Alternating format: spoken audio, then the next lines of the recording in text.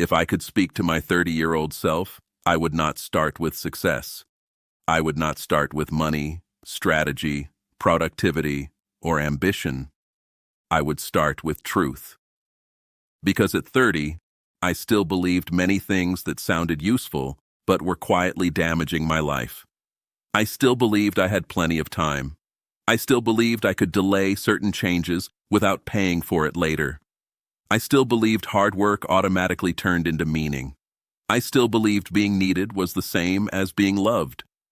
I still believed I could keep neglecting myself in small ways and fix it all in some future season when life finally calmed down.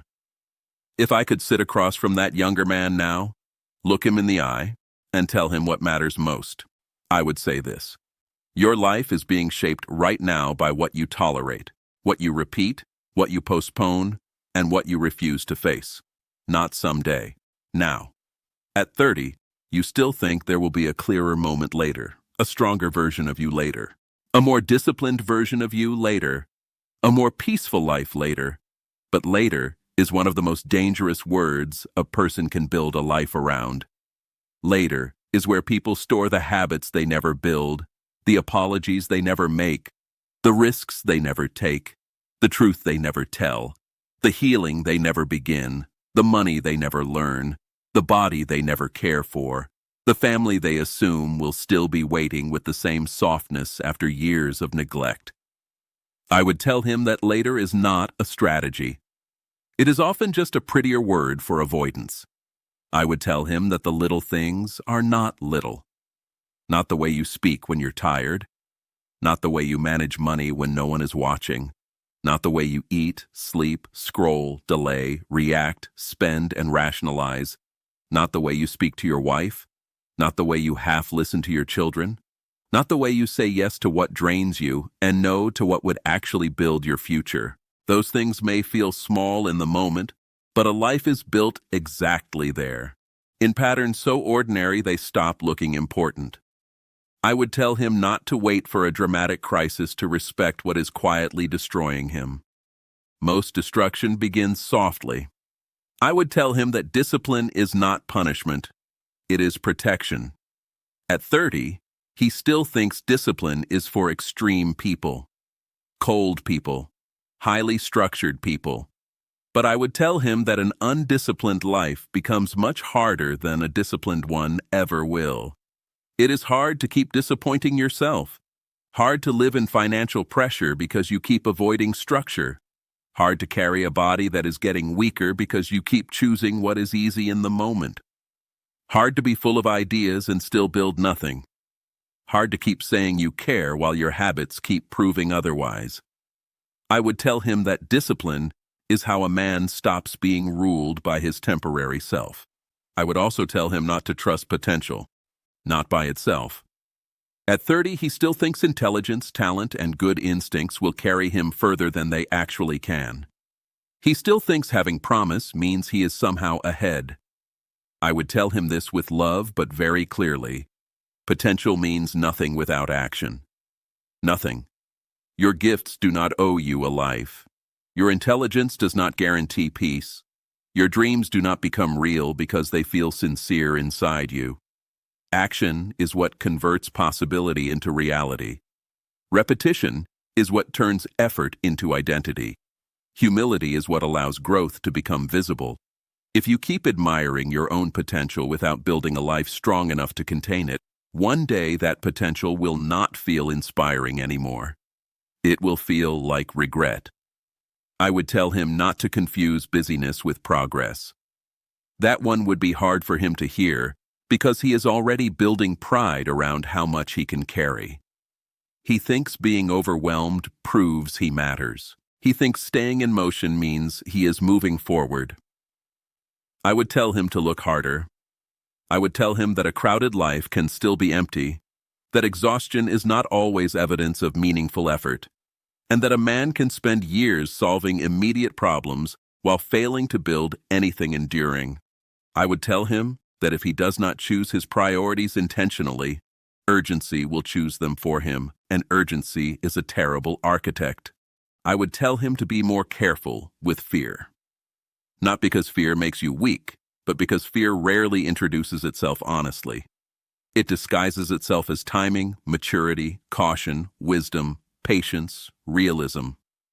It says not now, not yet. Be careful. Wait until you know more. Wait until life settles down. Wait until you are more certain. I would tell him that fear can steal a life very politely. It does not always ruin you with one big collapse. Sometimes it just keeps you quiet long enough that your life gets built around hesitation. By the time you realize what happened, years are gone. I would tell him that trying to impress people is a miserable way to live.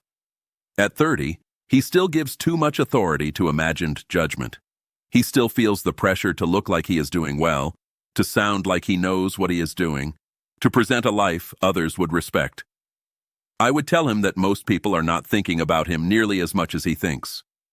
They are busy carrying their own insecurities, their own comparisons, their own private disappointments.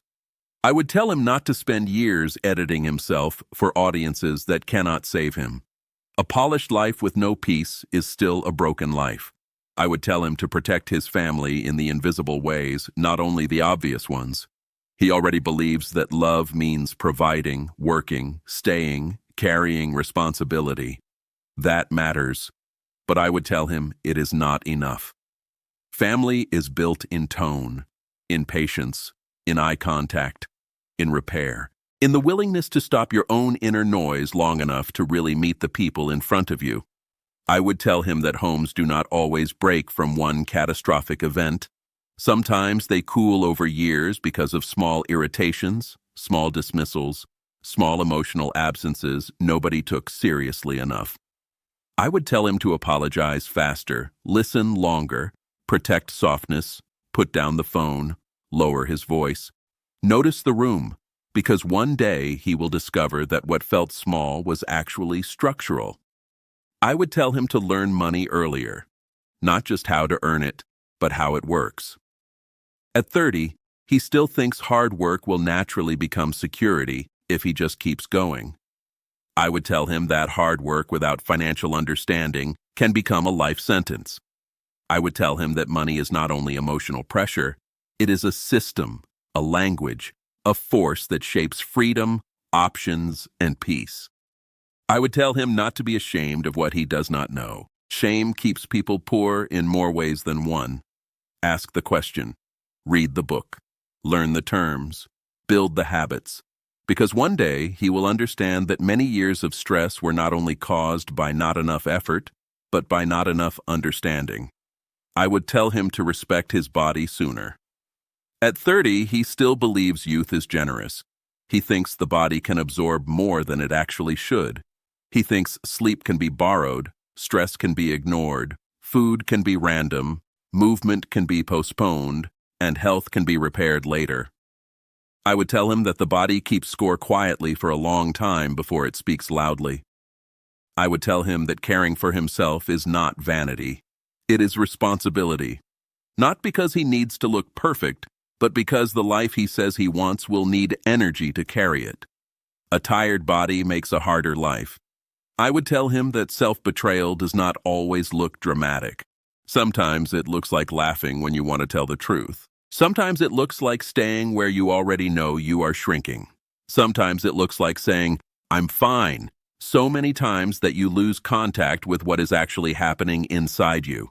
Sometimes it looks like choosing the easier story over the honest one.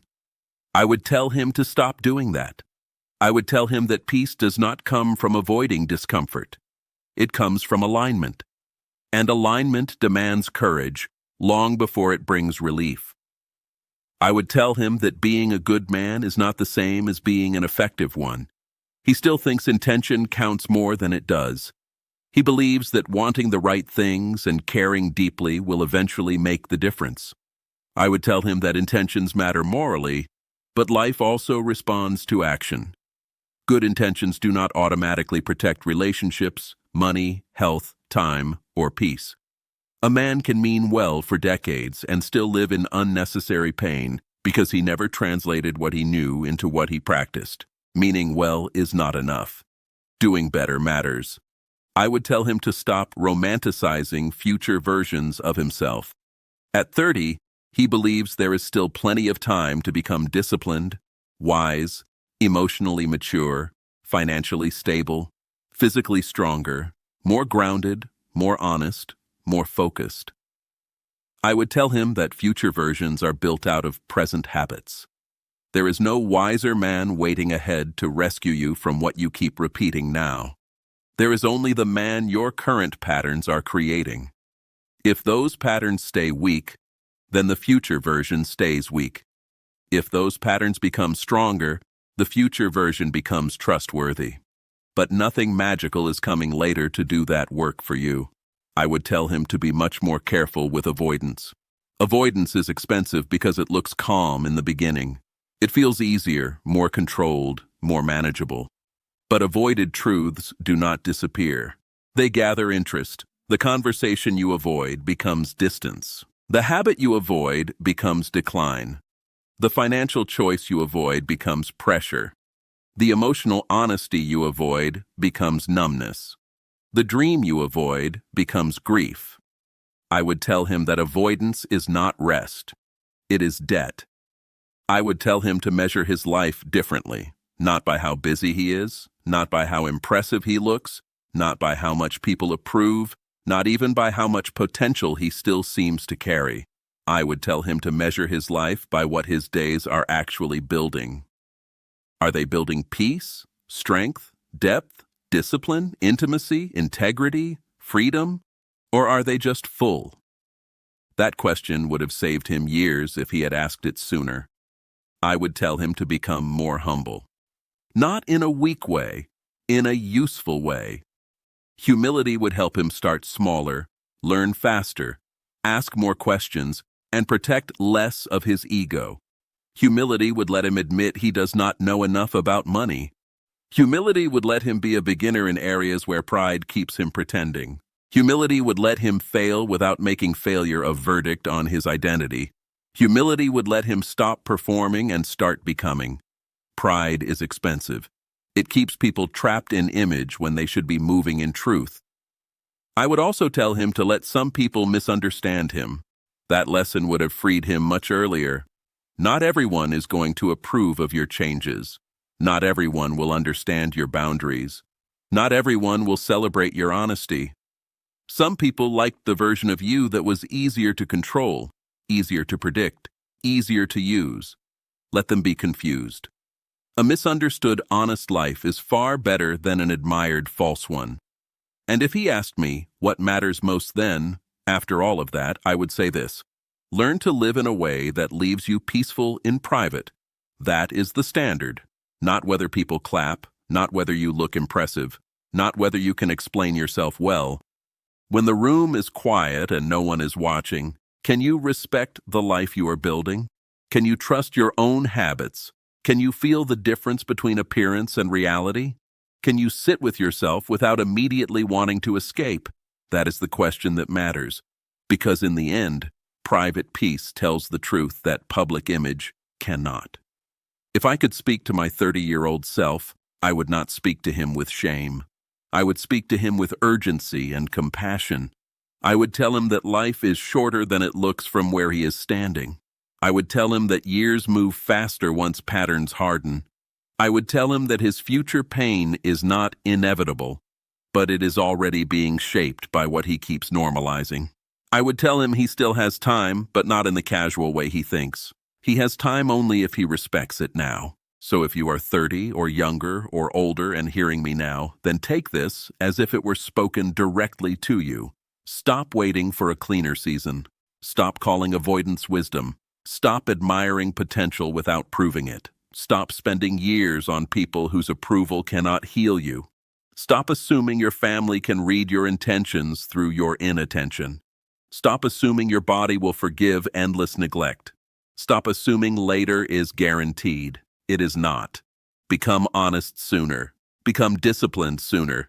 Become softer at home sooner. Learn money sooner. Learn your patterns sooner. Learn how fear speaks sooner. Learn how approval controls you sooner. And most of all, learn this: The life you want will not be built by what you know, what you feel, what you mean, or what you could do. It will be built by what you repeat. That is what I would say. And if he listened, if he really listened, his life would not become perfect, but it would become truer, stronger, less scattered, less delayed, less performed, more lived. And in the end, that is the difference that matters most.